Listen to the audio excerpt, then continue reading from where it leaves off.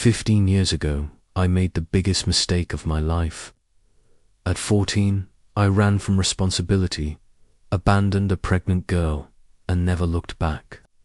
Now, at 29, I work as a bartender on a paradise beach, where I met her, the most stunning woman I've ever seen. Her green eyes hypnotize me, her smile lights up my world, and the chemistry between us is undeniable. But there's something familiar about her that I can't explain. Something that moves me in a way that goes beyond attraction. When we discover the truth about who we really are, can love survive the weight of cruel destiny? Or are some sins from the past too unforgivable to be redeemed? First, I must thank my incredible subscribers. Your support allows me to create narratives that explore the darkest and most complex aspects of human nature. This story is particularly disturbing. Stay with me as I unravel this devastating truth. My name is Marcus, and this is the hardest confession I've ever made. At 14, I was just a stupid kid who thought he knew everything about life. When Jessica, my girlfriend of the same age, told me she was pregnant, my world collapsed. The first reaction was denial. It can't be mine, I lied to myself. She must have been with another guy. But deep down, I knew the truth. We were virgins, exploring our sexuality without understanding the consequences. When reality set in, panic took over. I was just a child. How could I be a father? My parents were furious, hers devastated.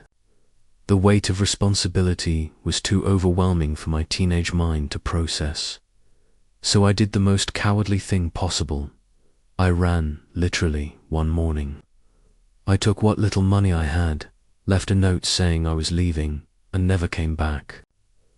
I abandoned Jessica, abandoned my unborn child, abandoned any chance of being a man. The following years were a roller coaster of guilt and denial. I moved cities several times, always running from my past. I worked construction, restaurants, anywhere that would accept me without asking too many questions about my history. At 20, I settled in Miami Beach. The coastal city offered the anonymity I sought and the chance to start over. I started working as a waiter, then learned to make drinks, and eventually became one of the most sought-after bartenders in the area. Beach work transformed me physically. The sun bronzed my skin, manual labor defined my muscles, and outdoor life gave me an appearance that women found irresistible. But inside, I still carried the weight of my cowardice. During all these years, I tried not to think about the child I abandoned. Would it be a boy or girl? What would they look like? Were they okay? Did Jessica manage to raise the child alone? The questions tormented me in silent dawns. Then, on a sunny December afternoon, she appeared, walking down the beach with friends, laughing at something one of them had said. When our eyes met, I felt like lightning had struck me. She was absolutely stunning. Wavy brown hair dancing in the wind, green eyes that seemed to hold secrets, a smile that illuminated everything around. But there was something more, a disturbing familiarity I couldn't explain. "Hi," she said, approaching my beach bar. "Can you make something refreshing? I'm dying of heat." Her voice was melodious, with an accent I couldn't immediately identify. "Sure," I replied, trying to maintain composure while preparing a passion fruit mojito. "First time in Miami." "Actually, I was born here," she smiled, "but I moved away when I was very young. I'm coming back to get to know the city." Something cold ran down my spine. "That's interesting. What part of the city?" "Little Havana," she answered casually. My heart almost stopped. It was exactly the neighborhood where Jessica and I lived 15 years ago. "My name is Sophia." She extended her hand. Marcus, I replied, noticing how her skin was soft and warm. When our fingers touched, I felt electricity that went beyond physical attraction. It was something deeper, more disturbing. She came back the next day, and the next, and the next, always with a different excuse. Wanted to try a new drink, was waiting for friends, liked the view from that point on the beach. But I knew she came for me, just as I anxiously waited for her. Our conversations flowed naturally. She told me she was 15, lived with her mother in New York, was spending vacation in Miami. Every detail she shared increased my anxiety in a way I couldn't explain. My mum had me very young, she said one day, absent-mindedly playing with her drink straw. She never talks much about my father, just says he was very young too and wasn't ready to be a dad. My blood ran cold. What? What age was your mother when you were born? 15, she replied. Can you imagine having a child at that age? Must have been very difficult for her. The numbers began aligning in my mind like pieces of a macabre puzzle. 15 years ago, little Havana, a teenage mother, a father who abandoned the family. It couldn't be coincidence, but even with growing suspicions, I couldn't stay away from her. The attraction was magnetic, irresistible. When she smiled at me, when our fingers touched passing the drink, when she laughed at my jokes, everything seemed so natural, so right. You look familiar, she said one afternoon, studying my face with curiosity. It's like I already know you from somewhere. My heart raced. Maybe in a past life, I joked, but inside I was panicking. The sexual tension between us was palpable. She flirted openly. I reciprocated without being able to control myself. When she leaned over the counter to grab her drink, when she ran, her hand on my arm while talking, when she looked at me with those intense green eyes, I lost myself completely. Want to go out with me tonight? She asked on a Friday, her voice loaded with insinuation. I know a cool place to dance. I knew I should say no, that something was very wrong, but the words came out before I could think. Sure. That night, she was stunning in a blue dress that enhanced her eyes. We danced close, our bodies moving in perfect sync. When she rested her head on my chest, I smelled her perfume, sweet and familiar in a disturbing way.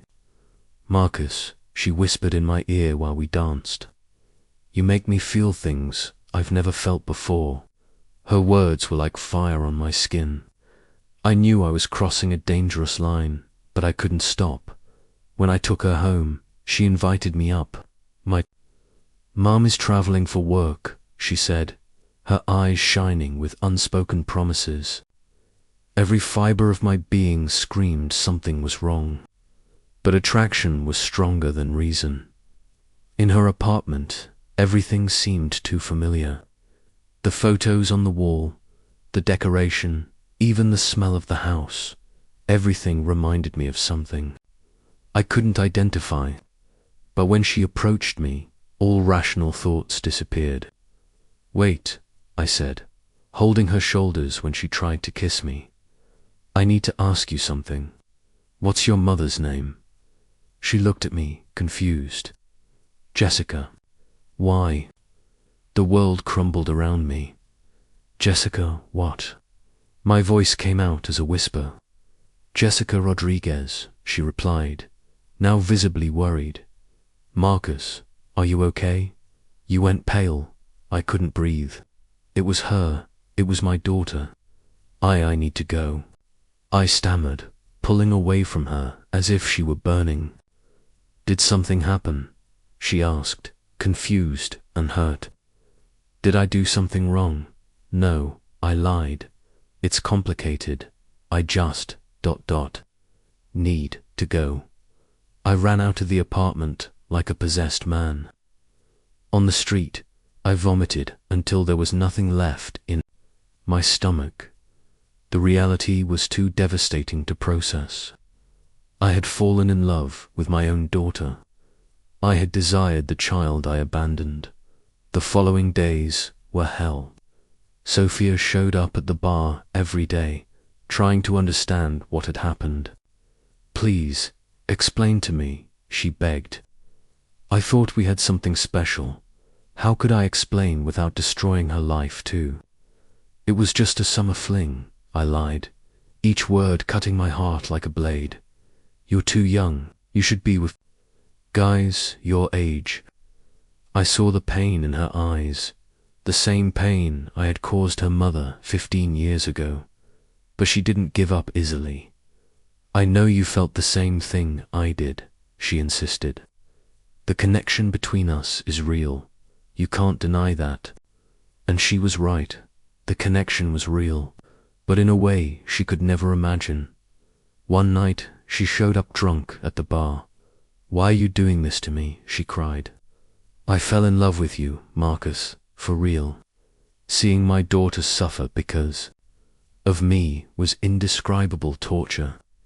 "Sophia," I said, holding her trembling hands, "you're an incredible girl. You deserve someone who can love you completely, without complications. I can't be that person." "Why?" she sobbed. "Give me a real reason." In that moment, I almost told the truth, almost destroyed her innocence with the devastating revelation. But how could I do that? How could I tell the girl I loved that I was the father who abandoned her, that our feelings were an abomination, because I already hurt someone very important?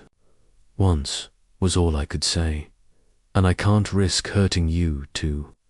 She looked at me with those green eyes, the same eyes I saw in the mirror every day, and I saw my own broken heart reflected in them.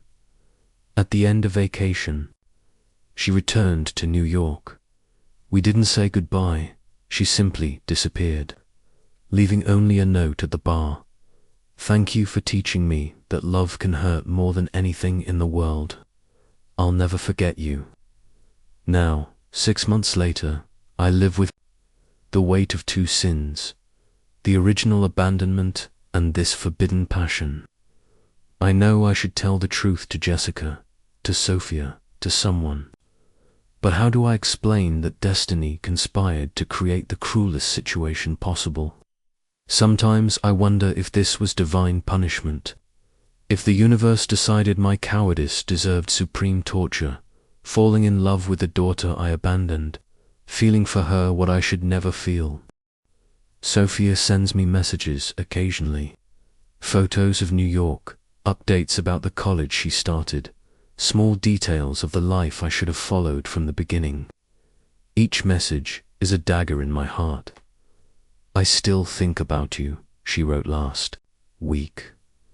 "I still don't understand what happened between us, but I hope someday you'll explain it to me."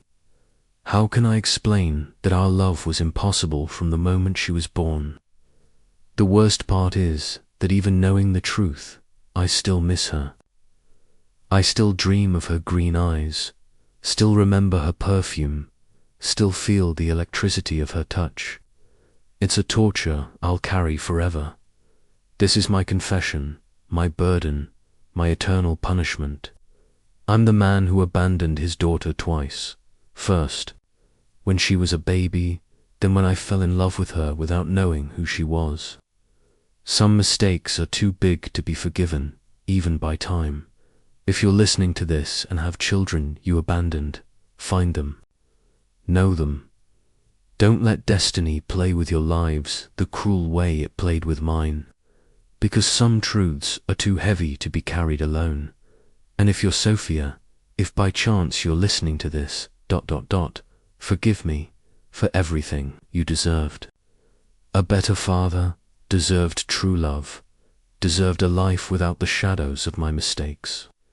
You're the most beautiful thing I ever created, and also my greatest tragedy.